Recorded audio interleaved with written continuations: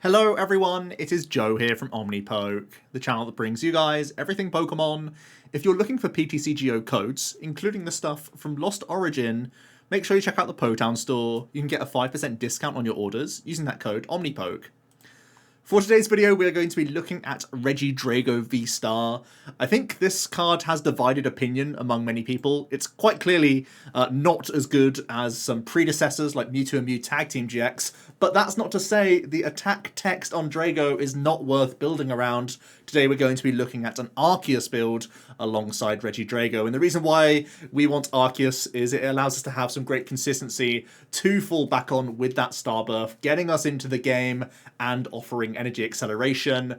As we know, Regidrago's attack here that you can see on the right hand side of your screen has an awkward cost. It's 2 grass and a fire. That's not easy to fulfill without the help of Arceus. Otherwise, we'd be jumping through hoops using the likes of Gardenia's Vigor, or possibly even Leafeon V in opening stages, and that just doesn't feel as good as ripping the best supporters every single turn of the game, whilst having Starbirth to fall back on. It means that we're not using Draconic Visions until likely turn 3, but hopefully by that point we've been able to get our most important dragon types into our discard pile so we can take full advantage of the Draconic Visions attack, which does allow us to be very flexible. It allows us to have threatening 1-hit KO potential from Giratina, whilst also threatening tanking potential from Goodra. And I think typically the tank potential is going to be really important, especially earlier on, because very likely if you're hitting into V-Star Pokemon with Arceus, you're putting a good amount of damage on the board, and then you can finish them off with a Goodra, and then you're very likely to tank with your Drago, which then means when you take a hit, then you can turn it into an aggressive card again and go Giratina one-shotting stuff. So I really like this combination where you can be aggressive, but also your Drago is likely to stick around on board for a turn, or at least force multiple combo cards like Escape Rope Boss or Cross Switches or whatnot to undo the natural tanking effect of Goodra's Rolling Iron. So let's have a look at the dragon types that we are using. And we are only playing 3 dragon type Pokemon in the deck, so we're not super flexible, but we are trying to combine what have been 2 tier 2 archetypes, I want to say, in the game into one deck. We are mashing together Arc Goodra, which has won a regional, and Arctina, which has top 8 at a regional. So these are 2 pretty consistent, strong decks in the game that have warped our meta and have changed the way we build decks, and now we're mashing them into one. So we're still playing that 4-3 arc line. Still going to be the thing we lean into in the early stages. We have those 4 double turbo energies for Trinity Charge in the opening turns if we have gone second. And of course, Trinity Nova and Starbirth are great V-Star powers to go for. It'll likely be the one you choose. There may be situations where you Trinity Charge and don't get to Arceus V-Star, but then you do have the fallback of a Star Legacy from a Regidrago, which shouldn't be ignored here, where you can discard the top 7 cards of your deck, and you can cherry pick 2 cards from your discard pile directly into your hand. It doesn't have to be from the top 7 that you just discarded. It could be any 2 cards. So this is actually a really good fallback V-Star power to have here, because it means you don't need to put another Arceus into play. If you've Trinity Charged and it gets knocked out straight away, you can then lean into the Drago, make sure you still have consistency. It means we don't need to get double Arc down in a lot of situations. You can just go Arceus plus Drago. So that's going to help out your early turns, smooth them out. It means that we still get into the game even if we don't have Starbirth, because Star Legacy can still help in a consistency front. But because we are playing grass and fire energy here, we're playing a split. 3 fire and 6 grass should help get a couple Dragos going. And here are the 3 dragon types that we want to throw into the discard pile. Duraludon is allowing us to pulverize our way through walling Pokemon, like, for example, Miltank, which is going to be very helpful, so we can get through those. We have Giratina, which hits that 280 threshold, which is so important for dealing with V-Star Pokemon, and can be pushed with the choice belts that we have in the list to help get around even V-Guard energy to Pokemon and stuff like that, which is huge. It does force us to Lost Zone 2 energy, of course, but we can fulfill this cost sometimes with double turbo energy, sometimes just with the energy on our Drago, knowing that we have the fallback of Raihan possibly on a future turn, or Trinity Novering up again is another thing we can go for. So it is a painful cost, but it's not something that we go for every turn of the game. It's just on key turns where we need to knock out something in front of us.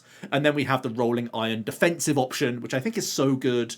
here, where we have 200 damage and we reduce 80 coming back into us on that following turn. So the Drago effectively goes all the way up to, what is that, 360 hit points. That's a lot to get through for all sorts of attackers and will really force a lot out of the opponent. So that's also a great thing to have. Like I said earlier, if Arceus isn't scoring that key knockout, you can go Nova into Rolling Iron, which then allows your Drago to stick on board to then either continue to Rolling Iron if you're in like one prize matchups, for example, or to allow you to take a hit, then swing big with Lost Impact, knowing you have another Drago to follow that up. So that's another thing to bear in mind. We are playing the Bibarel engine here to help us draw cards throughout the entire game, which is excellent. We're playing a Pumpkin to bounce Path of the Peaks because we want either Starbirth or Star Legacy, whichever one happens to work out for us, to be online, which is obviously important. We are playing a Galarian Zigzagoon here. It allows us to Trinity Nova our way through to 20 hit point Pokemon with the help of Choice Belt and Zig and Serena as a potential combination. We can try and be aggressive if we are the player going first to take the first 2 prize knockout, which is obviously a really big deal here. So Zigzagoon is a nice math fixer for us, and we are playing the Crobat just as a draw option. With the amount of ball search we have, it makes a lot of sense here. I'm playing 1 copy of Switch as well as 2 Evo Incense. Obviously helps us get not only the Dragos and the Arceus going, also the Bibarel for draw, but at the same time allowing us to get these dragons that we can throw into the discard pile is going to be crucial for us as well. Couple Choice Belts, like I said, helps you get around V Guard Energy when you are using Lost Impact with Giratina, well, copying Giratina with your Drago, but also allows that Arceus to be a little bit more aggressive, which is important. Raihan, obviously a big card. When we are Lost Impacting and removing energy, we want to make sure we can recover multiple, which is obviously huge, and it does mean that if we happen to have missed energy drop in the opening stages, you can still Starbirth your way to attack. We have 1 copy of Research, just to add towards our discard synergies with the Duraludon, the Giratina, and the Goodra all wanting to find their way there, as well as being a great Starbirth option to hit and just draw as many cards as possible. But Marnie is still the backbone of this deck, so that you can Marnie Puff many decks in format. We know how detrimental this is for all sorts of decks with abilities. Lugia coming out from the set will not appreciate this combination at all, we're hoping. Also going to be very good into the likes of Zoroark, the likes of Mew, the likes of Kieran Palkia, even Palkintel. Even Tina VSTAR with their Greninja draws don't appreciate getting Marnied over and over again, allowing this deck to really be one of the most disruptive in the game, just sort of naturally. With the high count of Marnie and the high count of Path, we naturally become one of the more disruptive decks available right now, which I think is very important. And I am actually maxing out the copies of Serena.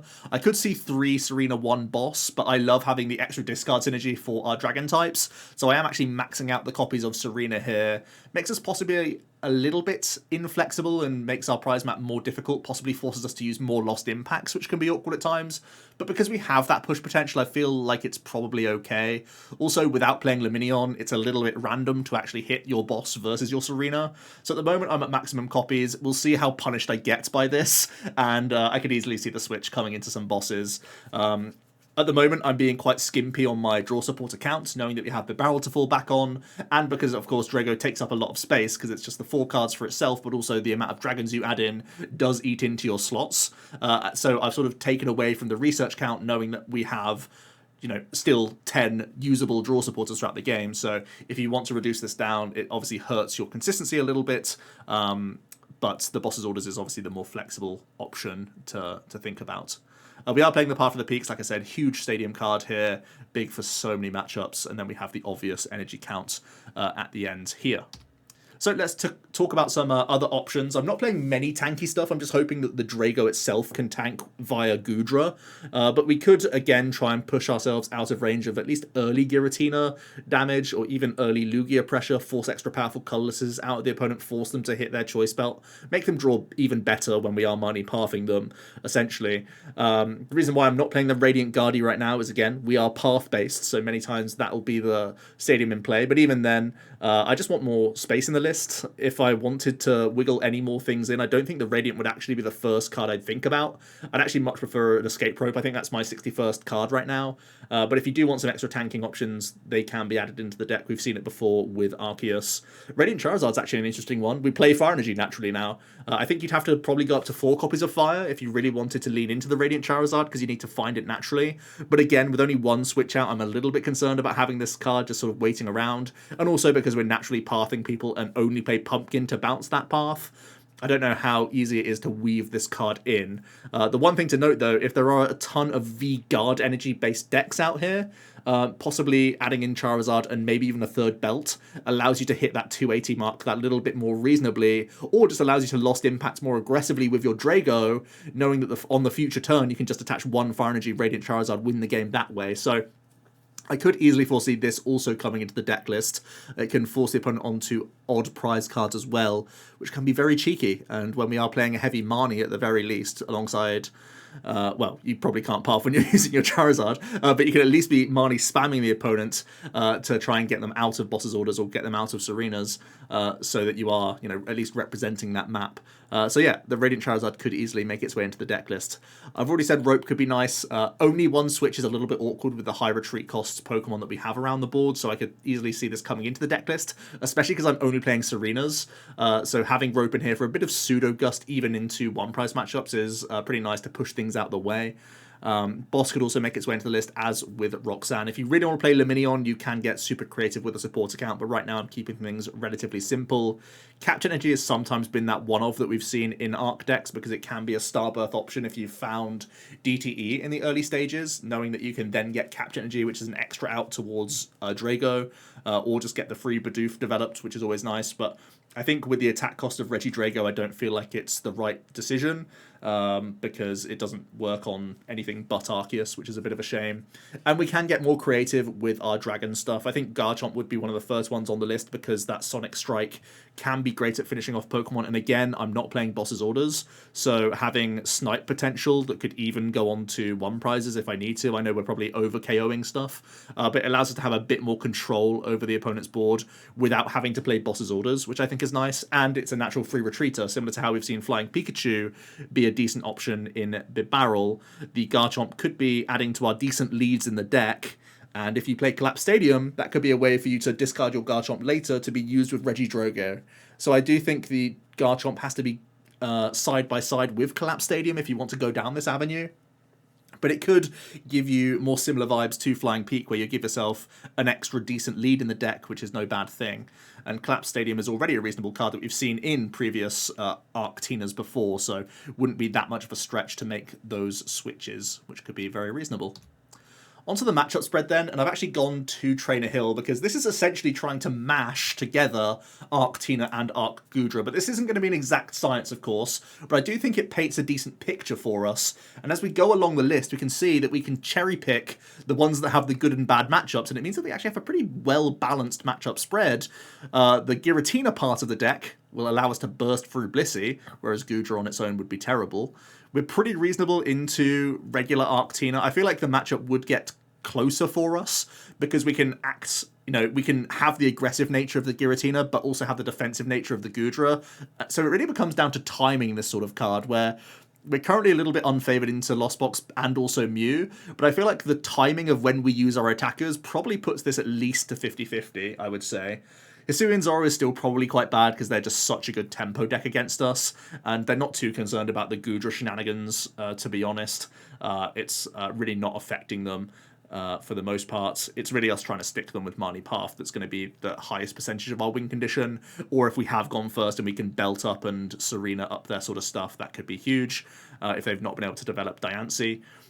Kieran Palkia is one of your more naturally bad matchups. We can't hit that 330 too easily. So again, it's Path Marnie. Try and use your Goodra defensively as well when you can. But again, I don't feel like this is going to be that good for you. Better than just an Arc Goodra at least, because you can see that the Tina certainly puts a shift in the matchup. But because we're not playing Radiant Horlucha or anything like that, I feel like it will still be a little bit dicey. Lost Zone Box, we lean into the Goodra part, which makes our matchup pretty strong. Like I said, Mew, similar to Tina, where a lot of our win rate is tied towards the high Marnie and Path count that we are playing, but also the fact that we can be tanky when we need to. We can gust up Genesect and use the Goodra part to represent a prize race and be awkward for the Mew, force them to have major combos under Path a lot of the time. And we have that Tina belt option to go through VMAX, at least if they don't play Oricorio down. That could be huge for you as well. So I like having this option. I feel like it's probably getting closer to the 50-50 mark. Palkintel, pretty interesting that we're favoured in both accounts. I feel like it'll remain pretty reasonable for us because we can keep that low bench size. The Tina part can still be swinging into the Palkias pretty aggressively. The Goodra part, if we want to keep that low bench and we want to forego Bibarel, we have two very good ways around Palkintel, essentially. So we should find a win condition in here somewhere for sure. Regis as well, you can see we've got decent win conditions here. The Regi data, of course, is skewed because they don't have gift energy, so the Marnie and stuff works a lot better in this instance, but I think leaning into the Goodra part will be our highest win condition. Then Vikavolt, obviously it's a shadow of itself right now, because it doesn't have the damage mods of Aleki and Raikou, so I imagine these percentages are falsely high, but I think naturally just with Starbirth at our side, we're not too worried about early paralyzing bolt plays. Typically, you can still get into the game, and Goodra will be a huge pain for Vikavolt because they naturally have low damage output, and we're going to be reducing that even further. Even with their Alekis, we simply undo their damage essentially. So I think we'll have a good time there. So I know this is pretty scuffed, but this is at least some data that we have to go off of, and it does show that sort of taking the best of both worlds approach means that we can flip-flop our matchup spreads when we want to, right? So the Tina part's so good against Blissey, and we basically ignore the Goodra in the matchup. The Lost Box, we go all Goodra and forget the Giratina part. We really are cherry-picking the right attacker for the right situation, which means in general, we'll have a pretty stable spread, I would say. And thanks to Marnie and Path as well, in part, even our worst matchups can't be that bad. Arceus going first is still very, very strong. Arceus Energy, turn 2 Starbirth, Trinity Nova, sometimes with Serena, sometimes with Belt Zig, sometimes just going for Starbirth Marnie Path, gives us percentage points into a lot of the format. So I think it's very easy to think this is going to remain a tier 2 deck in the game, at least. Maybe even knocking on the door of tier 1.5, depending on how effective Marnie Path is going to be into the likes of the new Lugia matchup and how popular Vikavolt gets. I think this is still a really solid play, honestly, because you can act on different matchups so easily with this Regidrago. It can fulfill very different roles in the deck, which is just excellent to see. The one thing I would say, though, is that on paper, cherry-picking the attack for the matchup sounds great, but then you factor in the fact that you could prize your one-of that you're trying to copy with Drago at any time, and suddenly your win condition kind of falls apart. Sure, you can be taking some initial prizes with Trinity Nova, so it's not the be-all and end-all, but things will get pretty dicey if you're not able to use the one attack that you want in the matchup, obviously.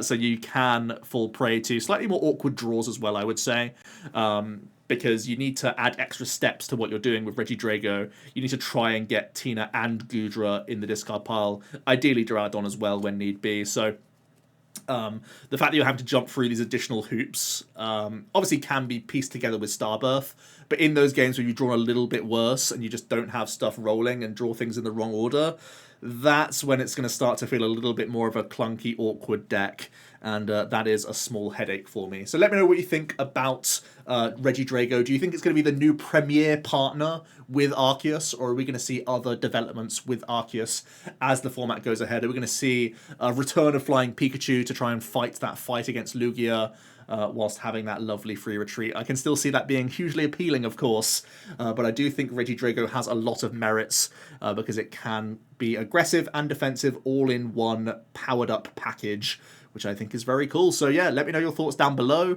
Is this going to be the best way to play Drago as well, is another question I'd love to hear from you. So I'll see you tomorrow for another deck list. Thanks so much for watching. Cheers.